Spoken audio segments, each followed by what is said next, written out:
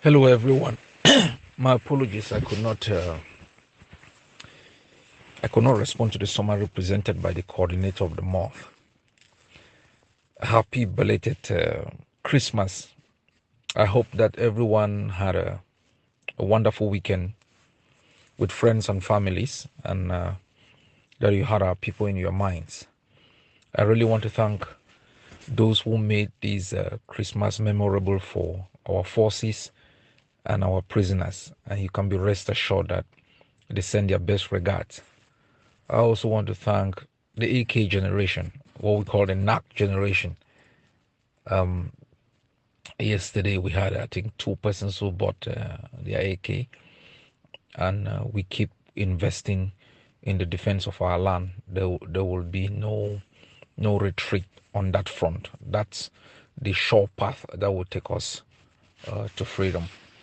With respect to what the coordinator has put in here, we have noticed an increase in what she described as the scorched earth policy of the enemy in burning down homes in desperation and continuous targeted killings of our civilian population. We saw this in Rwanda. Desperate regime, once the plane of Habyarimana went down, the Hutus went on a rampage. We saw this in East Timor during the UN administration there, as the Indonesians knew their reign of occupation had come to an end, unleashed through West Timor, a reign of terror on the East Timor population. We've seen this in many places as desperate regimes crumble, as defenders of freedom increase the assault on the enemies. They turn to massacres, genocidal policies in response to specific surgical operations, as we saw in Vui. As she wrote, we are putting a letter out. It will be dispatched today or tomorrow, and we are making it abundantly clear, as I stated in my writing. We have noticed during this resistance that the enemy has adopted a policy of targeted killings, massacres of, more than, as documented, more than 200 massacres of civilian population. It has removed soldiers from hospitals and shot them point blank range in the premises of the hospital. It has killed soldiers and tied their body as a trophy in the squares of Kumba, in Bamenda, and other places. We are talking about the 21st century, where these things, in a click of a button, they are on social media. The regime doesn't care. It fears no embarrassment. If it has no shame, it doesn't even fear accountability. And I think the international community has normalized these actions, and it's up to our population, it's up to us to take a stand, that we cannot be fighting for the liberation of our country and watch, an occupation regime commit these massacres and crimes without repercussions. And I mean every word of it. It continues. We will expel Cameroonians from Ambazonia. We will expel them from Ambazonia. We don't have a way to hurt their own population. When we send soldiers into their land, there are specific targeted operations, and there have been military targets. We have not attacked Cameroonians. We have not attacked Nigerians.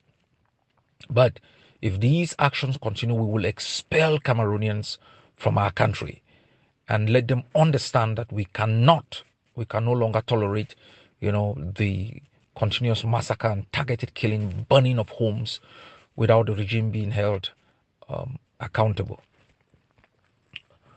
We have come a long way, and as the coordinator wrote, we have seen enablers emboldened. Some of them, like John Frundi, are people. Frundi has always been a very arrogant person. Those who have known him from his BB bookshop era, he's a very arrogant person and has demanded absolute respect. I remember once I left Germany when I went down for certain operations, and I visited him, and he nearly hit me, and I really raised his hand up, And I didn't understand why. Just later on, to be told, because I did not call him Your Excellency. And I was really, I was shocked, you know, that I don't know what he thinks, he is. So he's been an arrogant person, and he would do anything to betray, our struggle, as a matter of revenge, not even as a matter of conviction, also as a matter of principle. I don't think John Frundi likes La Republique. We work very closely on different issues. I don't think he likes them. But because he is a guy who thinks he is entitled, he would do everything to hurt our liberation struggle, including what they have been doing, calling the military to guard their homes, to fortify events. I was also very shocked to see when the new font of Mancon was enthroned. You could see how the population was in charge. And when they were celebrating the occasion a few weeks ago, you saw how the military was in charge. And why do these hypocrites, why do these people not learn from history? The late Fon betrayed the Mancon people. Nearly half of Mancon land is sold out. He betrayed the Mancon people. He divided the Mancon people. He became the third vice of the CPDM, a fascist political party in our land that is responsible for the murder of thousands of people, where grenades have been lobbed into crowds, kids' arms chopped off, legs chopped off. How do you serve, your own nation when you tie yourself to a regime that's giving you virtually nothing, where it's an international pariah, a disgrace? These things must come to an end. As I have said repeatedly, we miss addressing these things during the period of the revolution.